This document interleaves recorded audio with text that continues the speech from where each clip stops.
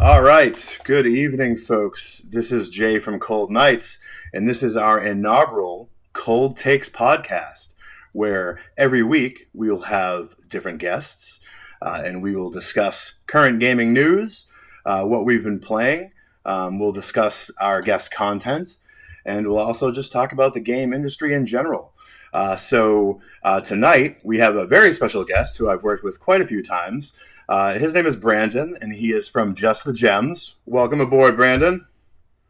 Thank you, Jay. I am so happy to be here. Why don't you go ahead and introduce yourself to the listeners and tell them a little about your gaming history and what you do on your YouTube channel? Absolutely. My name's Brandon, and I'm just about 40. So I've been playing video games, since I was three, I want to say, four. I was 3 or 4 when the Nintendo hit our region of the country and got it basically right away and just fell in love with gaming all through my childhood. I actually I was mostly absorbed, I think, with JRPGs. I didn't know they were called that at the time. They were just like Final Fantasy, Final Fantasy. Then I discovered, oh, hey, there's games that are like Final Fantasy. That's cool. I'm going to play those too. And it essentially started a lifelong obsession with the longest and most convoluted type of video game that there is. I'm a little bit jealous sometimes of people that can just like grab the new Madden and play it for like a couple of weeks and be like, I'm good. That was fun. I had a blast with that. Now I can move on with my life. It's like I've got 800 games back here, each of them like 60 hours long at minimum. How do you get through that? So that was kind of in part why I started the YouTube channel. I needed to motivate myself to play through these games that I purchased just kind of with the collector's mentality. It's like, hey, as I got older, I started selling off my games to buy the new stuff as it was coming out, and I really regretted that when I hit my kind of mid 30s. I was like, that was a stupid thing to do. Like all these games, not only are they super valuable now, but I don't have them anymore. So if I want them again, it's going to cost me a lot of money. So yes, it did cost me a lot of money, but over the years, I've kind of rebuilt my classic collection and then added on to it with other things that some I never even knew existed as a kid, and some that I would have liked to have had, but we just didn't because you got 1 or 2 games a year with birthday and Christmas, and that was it.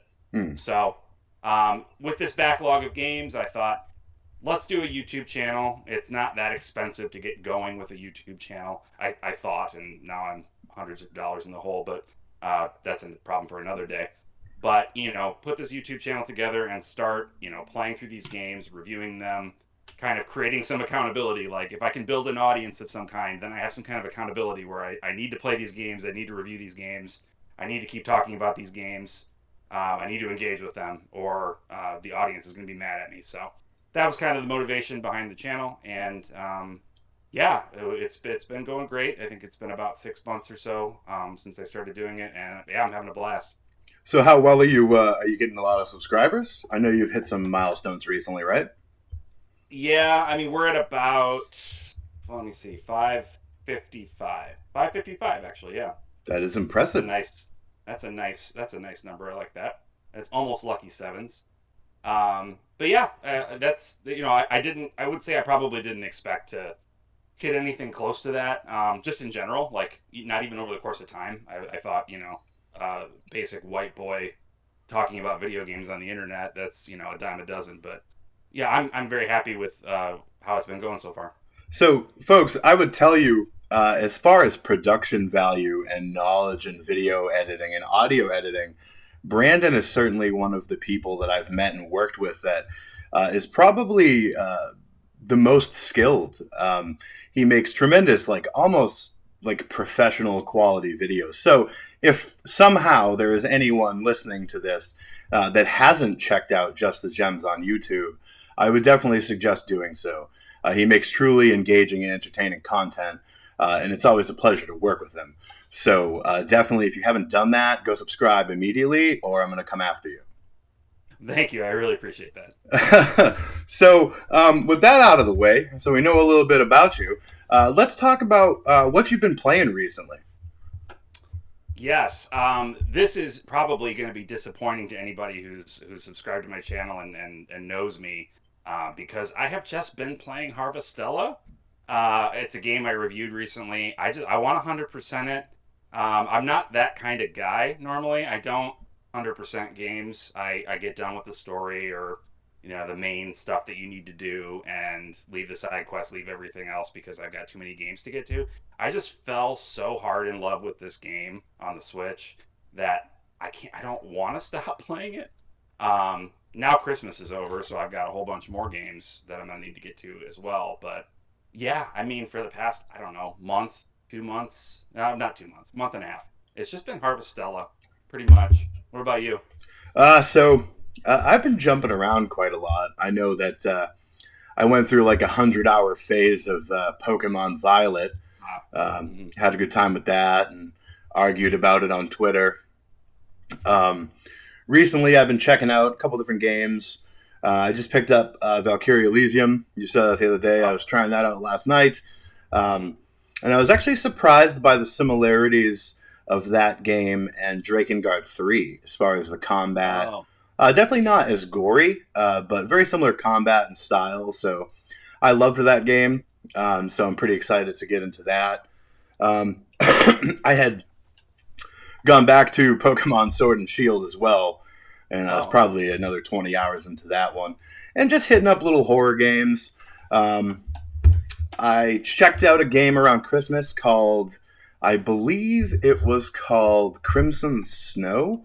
yeah. It's like a Christmas horror game where you're supposed to be spending your holiday with your fiance and like this crazed ex girlfriend that like did some kind of demonic ritual to become some like otherworldly demon is trying to like get back at you. That was pretty fun. Uh, And then X's, man, X's. Jeez. today I started looking at the Suicide of Rachel Foster. It was on sale on the Nintendo eShop, and it has like severe Shining vibes, which I love. Yeah, I've seen a little bit of that one. It does look like it's got a nice atmosphere to it. I want to say it's on sale for like another 4 or 5 days. Everyone should go check that out. It's like $1.99. So even if you play it for like 2 hours, that's definitely worth the investment there. So that's what I've kind of been up to. Um, one of the hot takes that everyone had, and I know the Game Awards has come and gone, but everyone has their own opinions still on what they think the game of the year is. And I think I know what your answer will be. But Brandon, what do you select as Just the Gems game of the year? Harvestella. I'm sorry. It's the Harvestella I show.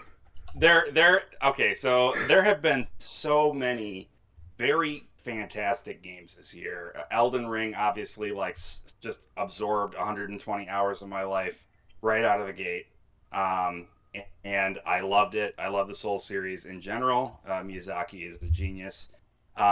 And a Xenoblade 3, I really loved. I feel like to me that was the pinnacle of the Xenoblade sub series of the Xeno series, and it was a real struggle for a long time between Elden Ring and Xenoblade in my mind and in my heart. But at the end of the day, I got absorbed into Harvestella, and I'm like, I feel things playing this game that I haven't felt since I was a little kid, like playing Final Fantasy 3 on the Super Nintendo in at my mom's house. Like I'm feeling these sorts of emotions again playing this game for some reason, and it's a combination of all of the things. It's not like I've said before in videos, it's not going to win any awards for like highest polygon count, graphical presentation, or like tightest gameplay. Like it's not it doesn't have any of that stuff. It's everything that it does so well, and it does so intentionally that it to me, even if I'm the only person in the world that awards Game of the Year to Harvestella, I have to do it. I have to do it. Yeah. So what would you pick as your secondary and tertiary picks? I would probably put Elden Ring second, just because everything that it did, as far as like evolving the Souls formula, it did so dang well. It is just like a masterpiece of game design. Um, and then Xenoblade would come in at a close third, just because for me the story and the way they presented the characters and the relationships between the characters was so real, felt so authentic to me. Like the presence of the writer was not really felt to me in those scenes. It felt like real people just having conversations, and that was just brilliant in my mind. So, yeah, that's the order: Harvestella, Elden Ring, Xenoblade 3. Incredible. So I'm obviously a little different. So actually, probably completely different other than Elden Ring. So Elden Ring for me is easily the runaway game of the year. You know, I actually initially wasn't going to pick it up. I had loved Bloodborne and been into the Souls games, but like the day after it released, I was like, I'm gonna grab it and try it out. And then there was like a month and a half of my life that's just gone. I would come home from work and sit right down at the gaming station and get right to it every single Yeah. day. And I like to challenge myself, and I ended up doing my run with like minimal armor. I was using the like the funeral dresses that you got from like Thea, because I like the dodge gameplay, but it's also challenging because like when you took hits, you took them brutally wearing that. Yeah. But I was so into it, and I was so excited to finally get through it. And all of those games have a sense of accomplishment. Like with Bloodborne, when I got the platinum on that years ago, you feel accomplished when you beat it. So not only did you greatly enjoy it, but you feel like you really did something. And the game, just the narrative and how it tells such a deep story without holding your hand. And that's always been the style of storytelling in all of the like Souls games. Right. And I just adore that. And there's no way that I couldn't pick that as my number one. Controversial take on number two is definitely Pokemon Violet and, and Scarlet. Yeah. People can say what they want about the slowdown or the performance issues, but the bottom line is I enjoyed that game as much or more than I did Elden Ring. But with the issues that were present, Elden Ring was greatly enjoyable and near perfect as far as the performance. I didn't have any issues. So the performance dings it a little bit and puts it at number two. And number three, I'll go with Stray. Stray Oh, okay. really came out of nowhere and surprised me. And I did like that they were at least included in the like awards Yeah. nominations. It I was intrigued by the game, and I was glad when I played it how deep and fun it was. I was worried it would just be like a 2 hour experience, and it's Mhm. not like a 50-hour game. Maybe 10 to 15 hours depending on your play style. I certainly took a lot of time playing around with the cat and making him meow at things and drink puddles off the ground. But it was just a delightful thing. And it was one of the few games I really got to share with my wife because she's like a huge like cat lady, basically. Yeah. Yeah. So she really enjoyed it, and we kind of played it together and talked about it as we were playing. So that would be my three for the year. But there was really so many games that were so great Mhm. that we could go on and make like a top 20 list if we wanted to. It was definitely a Easily. good year in gaming. Um, Absolutely. and I think that next year is wrapping up to be even better. I think it's going to be really special too. And I think there'll also be some surprises that we're not ready for as well. Um, so we're going to take a quick break here, and then we'll be right back, and we're going to talk about some of the Square Enix controversy that we've had. When you're childless by choice, you don't have to buy a bunch of kids Christmas presents and then give Santa the credit. You get to buy Christmas presents for yourself. So today, I picked up Switch OLED. Also, if you're one of those folks that's hoping for an updated new generation Nintendo Switch that's backwards compatible, you're welcome, because my purchase of this item essentially guarantees that Nintendo will release one within the next 6 months.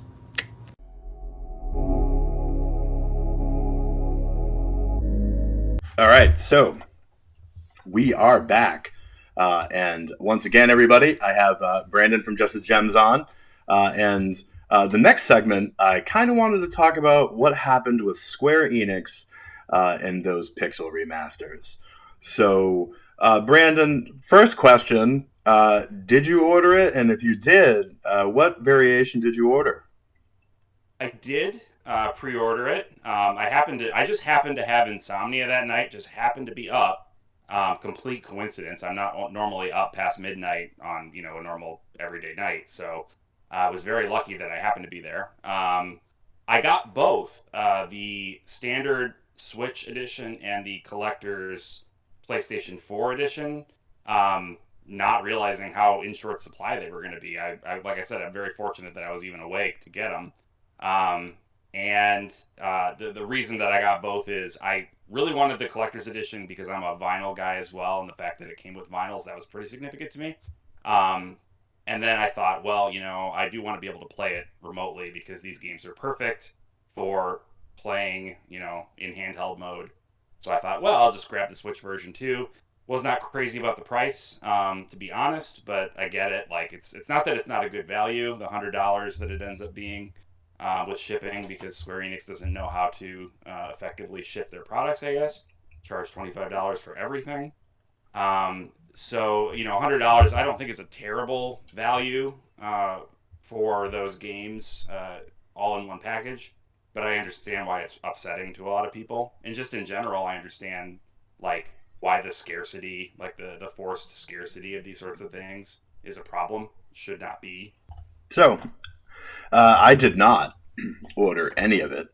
Um, I was actually I don't I don't want to be dramatic and say like I was incensed, but I work nights and I was sitting there on like one of my breaks, and I saw it pop up, and I did have the opportunity to order any of them that I wanted. They were currently still up, and I looked away from it. Um, Mm. I was honestly bothered by a couple things. Obviously, the time it was offered, and I understand that they're stationed in Japan, and that you know the time that we were looking at it was probably like the afternoon over there. But it left a bad taste in my mouth how it was done, and the FOMO thing. They're not the only ones that take advantage of that. We have whole companies that are dedicated to that. Uh, Companies like Limited Run Games, I've spoke out about it before. They literally will take these crap, poorly developed titles and put a couple extras in with them and limit the quantities and sell them for outrageous prices. When really you're looking at a game that digitally would be like $5. Right, So they're right. not the only ones guilty of it. I'm not going to call them out specifically for that, but they definitely were taking advantage of people, I think. I don't like that business practice. And I honestly feel if you or Square think that these Final Fantasy titles are so great, which they are, they deserved a full retail release and celebration, not this weird, like, sneaky drive by overnight uh, little stunt. And it even shocked me more that, what was it, like a day and a half or 2 days later, they put it up again for a couple of minutes. Oh, okay. And that's concerning because if people were buying it for scarcity or some kind of investment, well, you're already increasing the amount that you're releasing. Basically, like a second day announcement reprint. Like, I don't even know what's going on. So I won't buy them. I certainly won't pay scalpers prices for them. And I actually think that hopefully maybe they'll give in to the pressure and do a full retail release because, our little Twitter circle was not the only group of people that were enraged by it. Right. Our good friend Phil, the jokester, he was very upset. And I'm sure when Yeah. I have him on next week or the week after, he'll tell us all about it. But the guy was on like a crusade. And good Yeah. for him because he's standing up for what he thinks. And I honestly don't care enough to get that upset about it. I'm pretty sure that they're $5 or $10 each on Steam if I really need to play them. And I'm a huge retro collector, and I want to say, with the exception of like all but like one of them, I have them all somewhere in a storage unit or in the like dungeon of games in the room. So I have access to them anyways, but Mhm. I can't partake in this. I just thought it was a little too crazy. So I get that. I totally get and respect and understand that perspective. I would say for me, um, I would say I'm a victim of the FOMO mentality. Victim's not the right word. I guess marketers have discovered the tactic that I am most susceptible to. And I know, and I recognize this about myself, and I'm not saying it's a good thing that I have this susceptibility. I'm just acknowledging that it exists. If something is available in limited quantity, and I know that I'm going to want it, or that I believe there may be a possibility in the future I may want to have it, then I have to get it. And maybe it's not the level of a compulsion. Like I did cancel my Final Fantasy 16 Collector's Edition pre-order because I realized this is as much as a PlayStation 5. Um, so I can't do this for a game I don't even know if I'm going to love. If I loved the game, maybe I'd be interested in all the collector stuff, but I don't even know. Like I feel like it'll probably be great, but maybe not. So there's a limit even for me with my FOMO susceptibility. But for the Final Fantasy Pixel remasters, like I said, not fully understanding at 12:05 a.m. on some random day that these were going to be scarce. I just picked them up because I was like, yeah, this is what I want. I'm glad they're doing this. Cool. And it wasn't until well into the next day that I saw that it was a cluster where most people weren't able to get them, even though they legitimately did want them.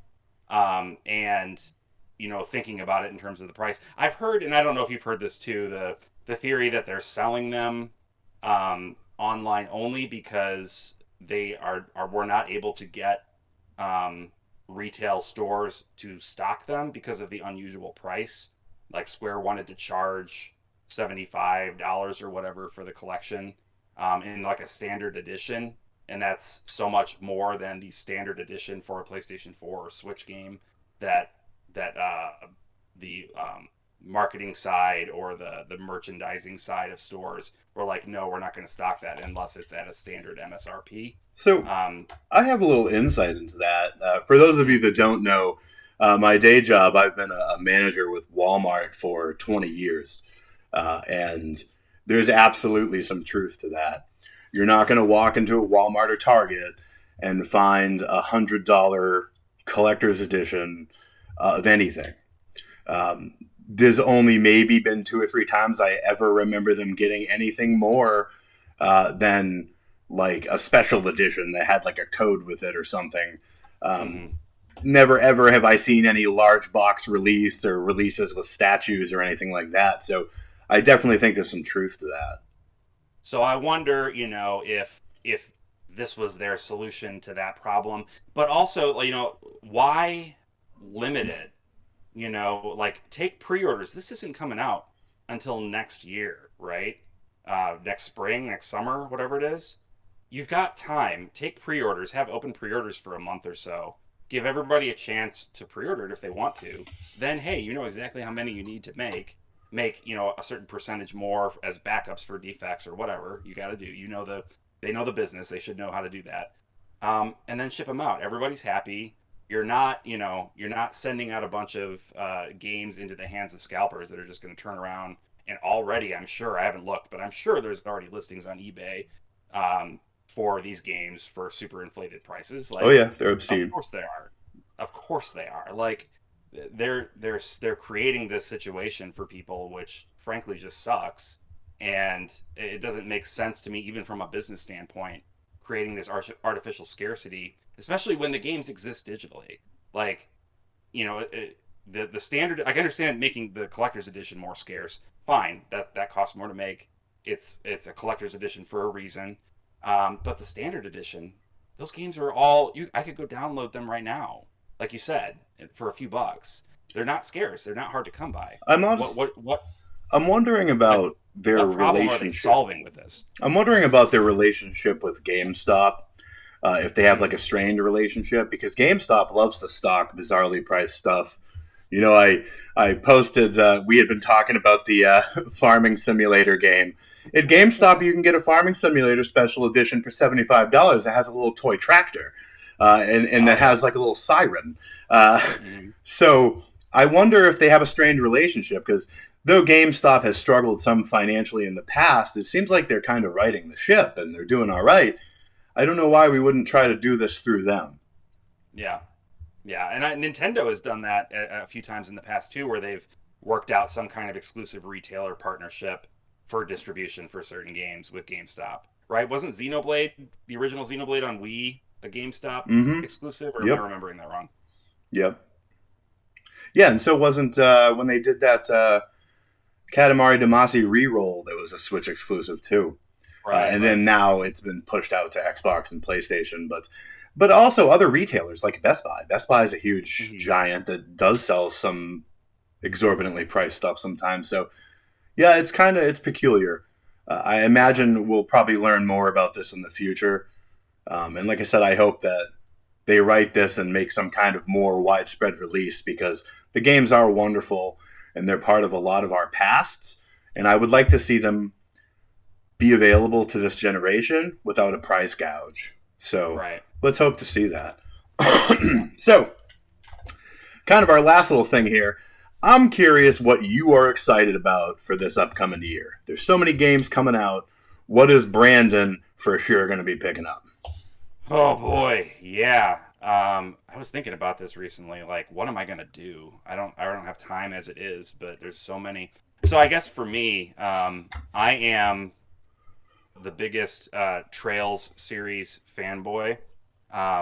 Love the Trails series. I just spent a bunch of money on some statues of Trails figures, which I don't normally. I'm not a big statue guy, but I was like, I love this series so much.